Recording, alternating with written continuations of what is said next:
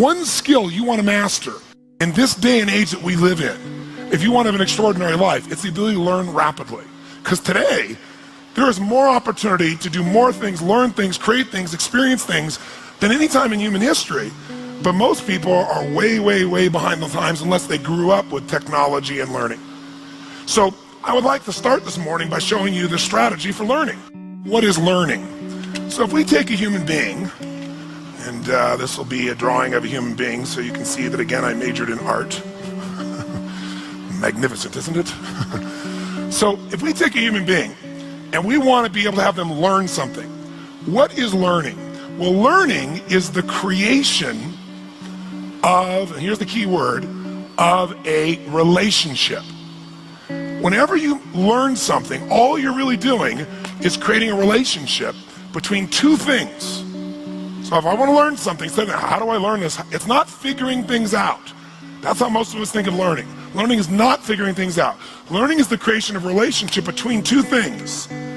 Something you already know, the known. Something you already know, it's in your head already, you understand it. And a relationship between the known and the, what would you guess? The unknown. Because the minute you link something you understand to something you don't understand, you now understand what you didn't understand. Let me give you an example to become much more clear. The best teachers throughout human history were teachers that used metaphors or similes. I don't know what your religious belief is, but I'm not here to tell you what to believe religiously. But I personally am a Christian, and there are a lot of great teachers, and Christ clearly was one, because thousands of years later, here are these great teachings. When Christ wanted to teach fishermen how to bring people to the Christian church, did he say, I want you to go out and be a headhunter? Did he say, I want you to go out and recruit Christians? Did he use the word recruit, yes or no? No, because they have no reference. There's nothing related to recruit to them. But since they were fishermen, he said, I want you to become fishers of men. And instantaneously, they understood the entire process of recruiting. What do? You throw a little bait out, if they start to bite, reel them in, right? They understood the entire process because he related something they wouldn't have understood, like how to recruit somebody for a church, to something they already understood, something they already knew. How many follow this? Say aye. How many of you saw the movie Dances with Wolves with Kevin Costner? Did you like it? It's been a long time. Now, do you remember in that movie there was a scene where Kevin Costner meets these three Indians for the first time? He's sitting in his own little camp, and these three Indians come in on horseback. Do you remember that? And it's the first interaction with the Indians. And it's kind of a tense moment, because he doesn't know if they're going to attack or what they're going to do. And they come up, and they're just standing there. And he looks at them, and they look at him, and there's this moment of silence. And all of a sudden, the Indian goes, ha, and he searched 10 million files and goes, nope, no gnomes in there. Right? And the other Indian goes, oh, and he's like, I don't know, right? So he says, well, hello, how are you? And they hear, they search their files and find nothing. So then he does something really smart. He starts doing this. He bends over like this, takes his fingers like this, and he starts moving his leg like this. It goes, buffalo, buffalo, buffalo. And the one Indian looks at the other Indian and he goes, he's been drinking too much firewater. Remember? And the other Indian goes, no. And he goes, buffalo, buffalo. And the one other Indian, he goes, And he puts his fingers up like this, doesn't he? And he goes, tatunga, tatunga, buffalo, tatunga, buffalo, tatunga, buffalo, tatunga. What happens? He now knows tatunga is, and they know buffalo is. Immediately there's learning, because he figured a way to get across something they both knew, they both seen on the plains, and linked to something they didn't know, tatunga or buffalo, depending upon their life experience. Now, whenever you don't learn, it's because someone is trying to teach you in a different way. And the different way is, I was a good student in school. I liked learning. Until I got to junior high school, where I liked all subjects until I got to there, when math became algebra, geometry, and trigonometry. Because when I got there, I totally hated it. So I had no motivation to really learn it. And with no drive to learn something, you don't. But then secondly, since I wasn't driven, it was also the class that usually had the most homework. And if you didn't end the homework, and you came in the next day, it was like being in a foreign language class. The hypotenuse of XYZ over, and all I'm hearing is, my brain's searching, going, don't know what that is. So then I would raise my hand to ask a question, which is not a good thing to do in that environment. So I'd say, well, what is a hypotenuse? And they go, oh, you don't know? That's really like, you don't know. So if you want to learn something, if you're not learning, it's not that you're not smart. It's not that you can't figure it out.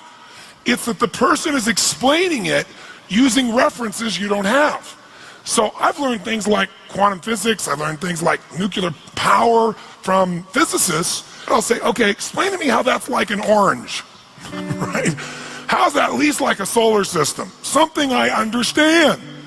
And sure enough, once they make that linkage, you got it. You understand the relationship. You understand what things are. So this morning, I want to share with you strategies, but I'll do it by using more of a known. So why don't you write down strategies real quickly as the definition was given to us when I was learning. A strategy is a set of neurological impulses organized into a specific syntax which shapes emotional, biochemical, behavioral responses to such an extent that the stimulus response is consistent. That's how they described us what strategies were. And so we were lost about halfway through the third sentence. And so what happens is when you can't figure it out, then you go in your head, I can't figure it out, what does he mean, what's going on? And then you're gone because you get out of state of being able to learn. So that's why I took 4.5 days. So I'll give you a simpler definition. A strategy is nothing but a specific way of organizing your resources. It's a specific, underline specific, it's very important, it's a specific, it isn't general. A very specific way of organizing your resources in order to, keyword, consistently get a very specific result. So it's a specific way of organizing your resources in order to consistently, not once in a while, consistently get the result you want. Now, what is a resource? Well, it depends on the environment you're using a strategy in. Is time a resource, yes or no? For getting the results you want in your life, yes or no? Is human emotion a resource? Yes, if you use anger, are you going to get different results than if you use joy? Is your physiology a resource for creating that emotion, yes or no? What about the pictures you make in your head? Is that a resource? Is what you say a resource? Words a resource, yes or no? Sure. So there's unlimited resources, but the way you organize those resources determine whether you're broke or rich. Your time, your mental focus, your attitude, the way you work or don't work, where you spend money or don't spend money. See, it's not can you be rich or poor, it's your strategy. The problem is most people are unaware of what their strategy is. Most people have an excellent strategy for having too much month at the end of the money. Excellent strategy, and it's very effective, and it consistently produces that result, doesn't it? How many have ever mastered that strategy in your past? Say aye. But if you organize your resources differently, can you always have an abundance of money, yes or no? Sure can, but it starts with the resources, what's going on here and here, because that's what determines all your other behavior. If we change your mental and emotional pattern, it'll change the way you earn, it'll change the way you spend, it'll change the way you do everything. So the ultimate strategies are mental and emotional, because they shape everything else. See, if you're fit or fat is a strategy. You may not be doing it consciously, but there's some way you specifically organize what you eat, when you eat, how much you eat, whether you move or not, how you move, how you sleep. See, all those things determine whether you're fit or fat, whether you've got low energy or high energy. Are there specific ways of organizing your resources, of what you focus on, what you breathe, how you feel, how you move, how you eat, that will consistently cause you to have low levels of energy, or even better, are there strategies of dis-ease, that if you consistently do this, you can count on having disease in your body, yes or no? Are there strategies of energy and health, yes or no? We're going to focus on those tomorrow. So there's strategies for anything. Are there strategies for having consistent passion and love in an intimate relationship, do you think, yes or no? And are there strategies that'll cause you to constantly be pissed off or sad?